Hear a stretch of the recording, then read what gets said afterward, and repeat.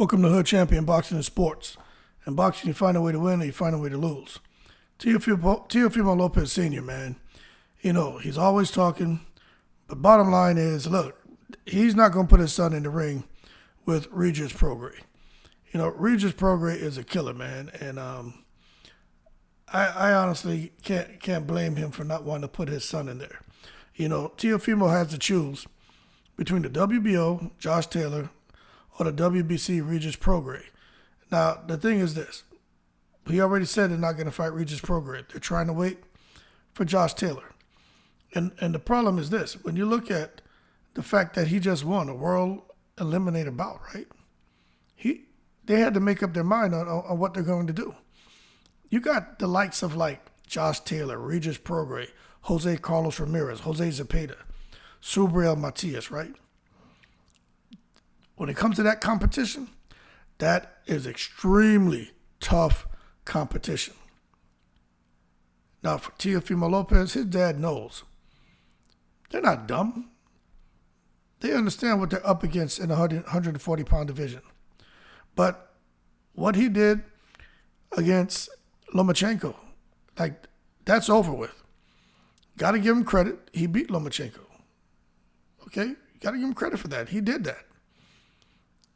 You're not going to make any excuses and talk about Lomachenko and he didn't let his hands go. The bottom line is Lomachenko was considered a superstar, right?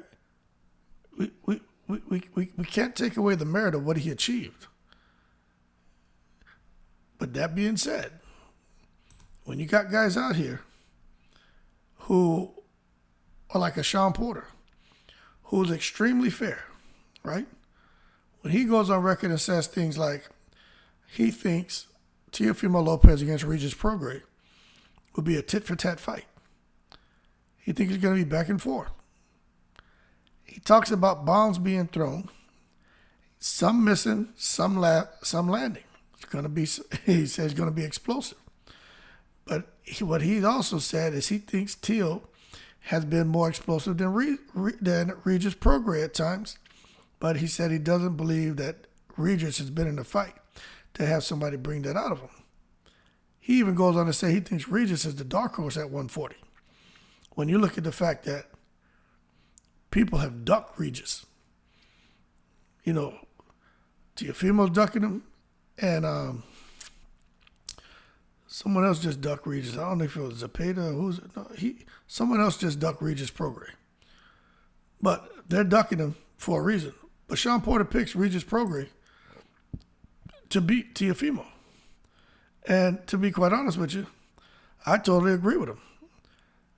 There's something we all see in Regis Prograis. He's extremely sharp, extremely fast, extremely powerful, extremely durable. And no matter what's happening in that ring, Regis Prograis doesn't lose his focus. Okay? With Teofimo, I think he grew accustomed to fighting at 135, which is a weight he probably shouldn't have been at, and then being able to bully opponents. And we've seen what happens when he's just not able to do that. He has a meltdown. Okay? But the bottom line is Teofimo Lopez says, look, we're going after Josh Taylor. We're not messing around with Regis Prograis. Now, he's talking about because there's no money in that fight. So now here it is.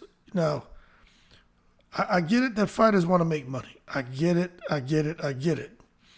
But Lord have mercy, you got an opportunity to fight for the most prestigious belt in boxing, a WBC belt at 140 pounds. But they want to wait and see what's going on with Josh Taylor, because that's the fight to make, in their opinion. Josh Taylor just damaged his foot. Him and Catterall, they're not getting it on for a while now. But y'all going to sit here in a holding pattern, try to pick, very strategic in their approach to picking fighters, pick someone that they hope Teofimo can look good against, because he didn't look that good against Sandor Martin or Pedro Campa, right? So now they're trying to make sure you get the right opponent so he can come back and look powerful, explosive, and get people talking again. But they know for a fact, it's not going to happen with Regis Prograis. Now, I don't know if Teofimo and Regis have sparred before, but I was scouring the internet to see what I could find. But when I see this picture of the two of them in the gym together, I would tend to believe at some point they've crossed paths and had some sparring. Just like Teofimo with Red Catch, they've sparred together. Regis Prograis, did I say Teofimo? Regis Prograis and Red Catch have sparred together. That's why Regis Prograis said he knew when he was fighting Red Catch, he knew the direction the fight was going to go. He said the Red Catch knew too.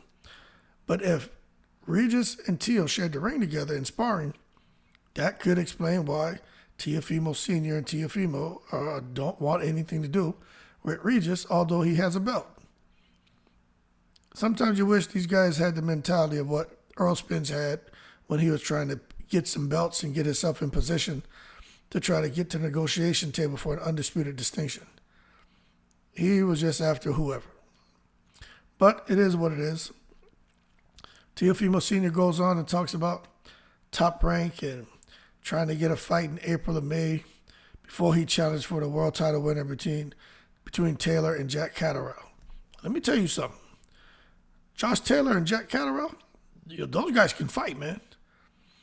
So I just don't think, I think Teofimo's just hitting the wall, man. There really is no easy route to go trying to pick up a title at 140. There's just no easy route.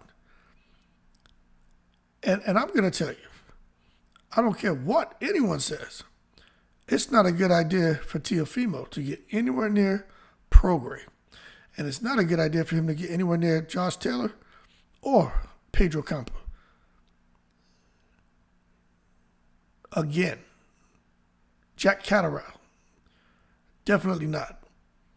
I think if Teofimo was to fight Pedro Campa again, I think Campa would beat him. If he fought Sando Martin again, I think Martin would beat him. But you see this Prograis, Josh Taylor, and Catterall, it doesn't matter who he fights out of those three. I just don't think it's going to end well for him. But nevertheless, he beat Lomachenko. He clipped Kambosos Jr. But he didn't win the fight. He lost to Kambosos. But he had an opportunity. What that tells you about Teofimo is there's a mental lapse. Because what he did in that fight with Kambosos, which to me, he lost his right to complain because he fought stupidly. And what you saw happen here with Campa and Sando Martin was, to me, a guy who's lost some confidence. He's lost some confidence. And if you throw him into a Regis Prograis, his dad knows he's not going to see it. That could be the end of Teofimo. You know, sometimes it's hard to recover mentally from getting in the ring and get people who already don't like your dad. And he's a young guy, so young guys are into that social media crap. And social media is brutal. But it is what it is. I'm not sure what they're thinking about, what they see in Josh Taylor. Maybe they think that's an easier fight, but I'm just telling you, it's just not an easy fight, man. They can say that there's no money in the fight. Why would they fight Regis? They're not going to get the money they're supposed to get. I got to look at the rules with the WBC as far as the champion and fighting a guy like Regis fighting a guy like Teofimo. I got to see what the rule says. Is it a 65-35 split for the champion? You know, and if that's the case, then I can kind of understand what Teofimo Sr. is saying, but that also sounds like a cop-out to me. Like, hey, well, this is what we're going to run with to the media. We want to go somewhere where the money's better. Now, I do think if he fights Josh Taylor, if Josh Taylor's still the champion, right, after fighting Catterall, maybe they fighting over the UK, there'll be a lot more money. So the 65-35 split, if that still applies, I got to look and see. Because Teofimo Sr. was just throwing all kind of crap and seeing what would stick. But it could be more money. But I'm not sure about Teofimo walking into any negotiation getting a 50-50 split. I think he will always, especially going into these guys who have belts at 140, I would think he would always be at a 70-30, 65-35 type of split. So I'm not, maybe the father just talking about Josh Taylor or Catterall in UK brings more money than fighting Regis Prograis his stateside. That could be what he was implying. But we'll see. They're trying to, they want to fight for Top Rank, be on ESPN. They say that's the network that everybody is after. That's one that where the money and the belts are. And he said they want to bring the belts home. He says so much stuff that just doesn't make sense that, for me, it's frustrating. The bottom line is they're afraid. I think they're afraid of Prograis. I think Prograis knocks him out. He can say his son's not scared of nobody. He would love to fight Regis Prograis right now. He feels that his son would box the crap out of him. And then he goes on to say something to kind of get the attention off of him and Teofimo, his son, and says, I hear some rumors where Regis' wife said doesn't want her husband fighting Teofimo Lopez because Teofimo Lopez is dangerous. Then he says, I don't know how true that is, but I heard people talking about that. We want Regis. That's the fight we like. We like people that come to fight. That's the fight to be made. Him and my son, that's the biggest fight, but when the money's right. Now, let me tell you something. Excuses after excuses after excuses. They don't want to mess with Regis Prograis. And you can't blame them. No one wants to mess with Regis Prograis. But I hope Regis Prograis, now that he has a title, he doesn't sit around fighting one time a year. I hope he gets in there and fights 2-3 times a year. And I honestly feel the WBC is going to make sure that he's out here fighting and keeping that belt, keep defending that belt, because these guys want their belts defended. They want their fees. They want their money. And I just don't think Regis Prograis is the kind of guy who wants to sit around and be inactive. He wants to get out there, make as much money as he can, because Regis Prograis has been plugging away at this for quite some time. He's gone through some serious kind of inactivity spells, and he doesn't want that anymore. But there's nothing he can do if people keep ducking him.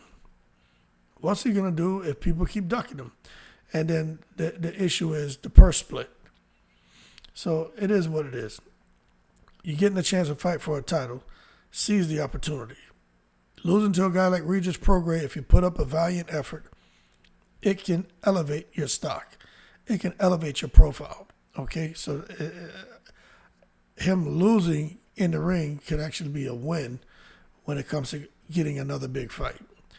That's all I'm saying. But for Teofimo Lopez, they're being very, very careful with his career and who he's fighting. Because his dad knows at 140, there's different animals up there at 140, and he knows his son right now. His son's not all there. He's not checked in. And going into these fights with these guys, Teofimo Lopez can't be the bully. And he loses his composure when he's not able to get his way in the ring. And against Regis Prograis, Teofimo Lopez will not get his way, and I don't think that fight will go past 6 rounds. I'm just being honest with you. That being said, Regis Prograis for the KO. Y'all keep cool. Shout out for the veterans, all 7 continents, and I'm in the breeze.